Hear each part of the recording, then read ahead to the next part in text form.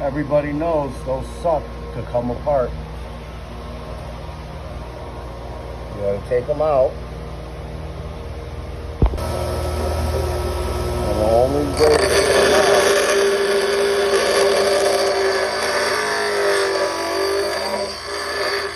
like that.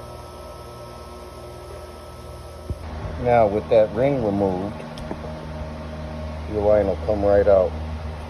Then you just clean it up and take that off. And snap, goes right back into place in the new one. And just like that, you're ready to go back in.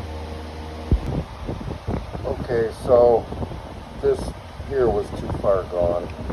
It won't even click into the thing. So I had to replace this line, but it doesn't come with that. This fitting right here.